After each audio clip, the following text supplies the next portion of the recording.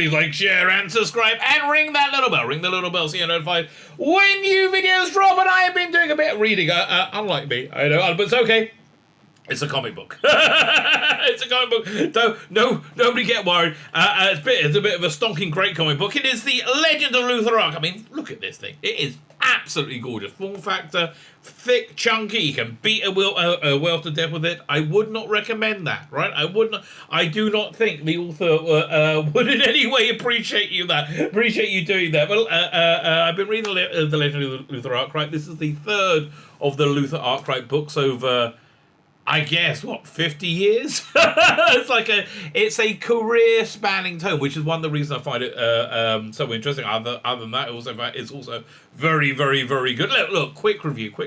This isn't intently glowing review. There are some downsides, but if you got the other two, right? If you got and read the other two Luther Arkwright books, go get this one. It's freaking gorgeous, right? It's essentially more or less more of the same. Yeah, that's how I would describe it. Fine, before we get the review, like, share, subscribe, comment. All those things are very, very good things. Especially comment. I do like you commenting because it's the way we interact with one another, right? It's quite nice to comment. So like, share, subscribe, comment. Let me know what you think. Sign up my Substack, which is my email newsletter, which lets you know where my content is. Also sign up my paid Substack. This is a comic book review. I write and draw comics. I quite like the comics I write and drawing, and I give them out on my Substack. This is one that's going out right now. Or maybe next month. I don't know. I call it a love letter to Telefantasy, the Imperium. A love letter to Telefantasy of the 1960s, I think, yes. And there's this one as well going out. Look, these are books, the type of books I kind of grew up with. Vertigo, right? I as I hit like 16, 17, I think 17, 18, that's when Vertigo came around. So that's something like, if you like a bit of comics, go sign up for that $5 a month. It's a way of just throwing me some coppers, some digital coppers. Thank you very much, and I am pathetically and astoundingly grateful for everybody doing that. Fine, let's talk about Luther Arkwright. What is Luther Arkwright first? I'll back up and let you know my own personal connection to it. So I first became aware of Luther Arkwright, must have been the early 80s. So Luther Arkwright is a steampunky-esque, multi-dimensional action-adventure, intellectual adventure. That's how I would describe it. The artist and writer of it, Bryan Talbot, as I first came aware of him when he started drawing Nemesis the Warlock in 2000 AD. Pat Mills needed a new artist take over. Kevin Neal wanted to move on to some other things, and I was looking for somebody with a very distinct look, but a very, very different look. And he was doing a steampunky book, and he thought, Bryan Talbot, just the guy. So that's where I first became aware of him. But I first met him at a signing at this is the Old Forbidden Planet in London. I'm really dating myself. Forbidden Planet, the original store in, was it Denmark Street? Oh, I love that. I love that little pokey, kind of weirdly smelling store. It wasn't weirdly smelling because the bad body odor, and but it was more like musty. I liked it a lot. Then around the corner they opened up another store, Forbidden Planet 2, before they moved to, I don't know, Shaftesbury Avenue. They moved around to like these mega stores, but this was back in the day. And I remember you had to line up down these little alleyways, like these little dodgy looking alleyways, to get into the signing. Anyway, at that signing, I met Bryan Talbot, and he told me about the Adventures of Luther Arkwright, this passion project he had. And at the time, he'd finished the first volume of it, which is the first third of the first volume, I should say.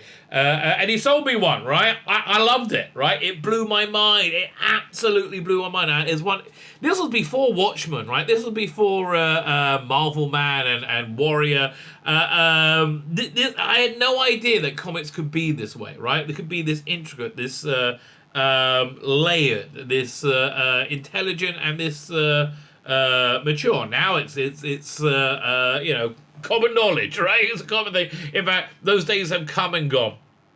But yeah, the story of Luther Arkwright is about this dimension-hopping hero fighting against the evil nihilists on the great thing about Luther Arkwright, and they do talk about it in the introduction, it's told on a massive epic scale, a universal scale, a multiversal scale, and the way he does the multiverse is gorgeous. It's absolutely gorgeous, but also on a very, very personal and intimate, intimate level. Plus, you got that 1970s grungy, slightly musty smelling sci-fi kind of vibe to it. So it became a seminal classic in comic literature.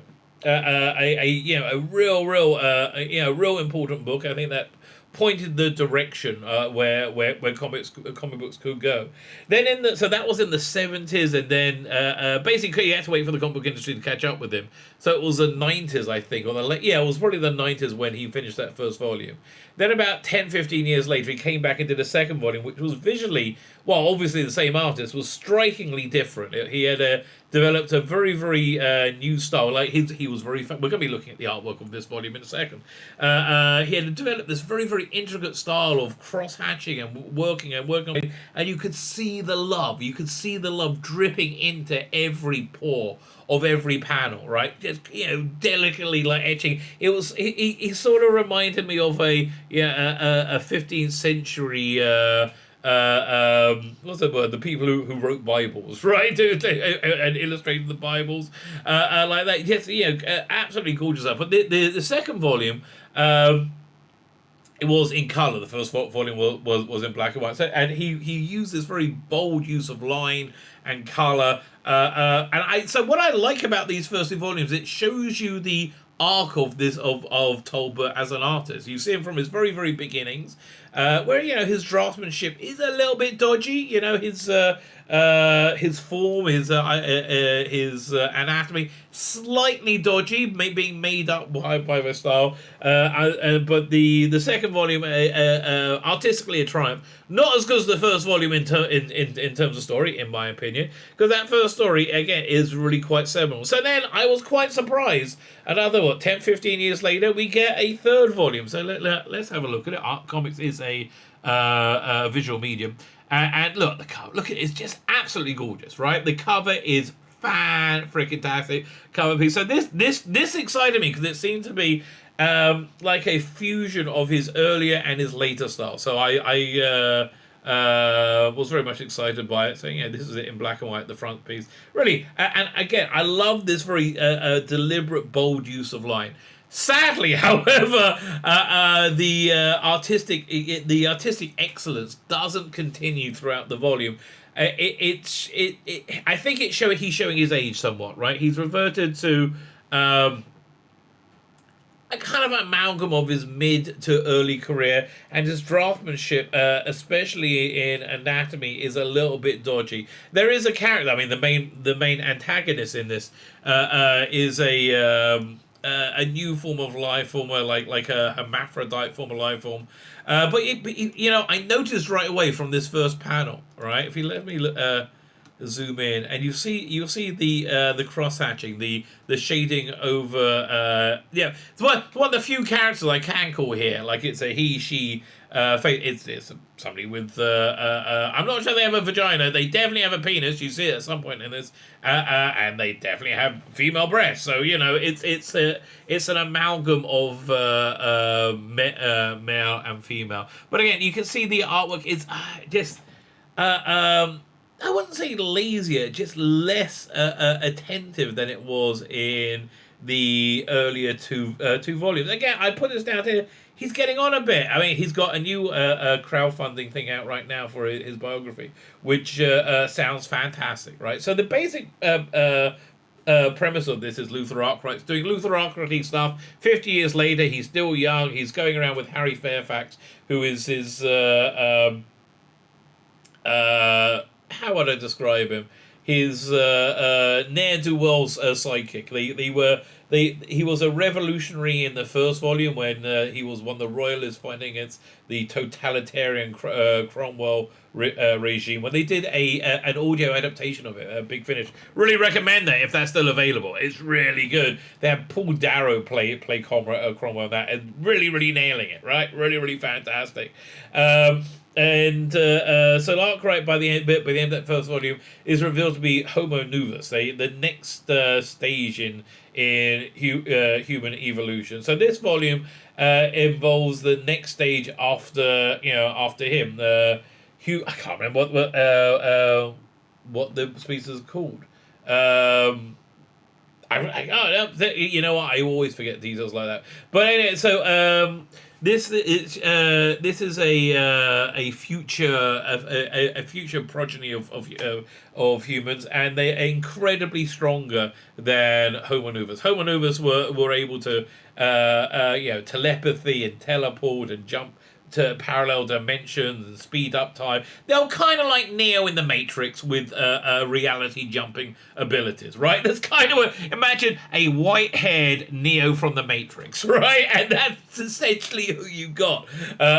So at the end of the first volume, there were these evil people who had maintained control over the multiverse that was keeping people back. So at the end of that, they were, of course, the bad is always defeated, right? That's a basic go-to of this type of storytelling. So but then more of these Homo Novus will bloom. Now then the second book was a bit of a cul-de-sac, dealing more with his daughter and the world that he helped save in the first book, the evil Cromwell world that he overthrew with the royalists, and of course they became instantly super corrupt. But it was more about his daughter.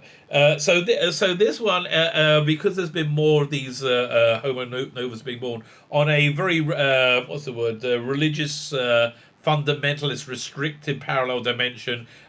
These two Homo Novus who had managed to hide their identity gave birth to this Homo Superior. I can't remember what it is. Maybe it's called Homo Novus and they're called Homo Superior. I can't remember. Maybe I'm getting it mixed up with Tomorrow People. All these things just kind of amalgam together in my head.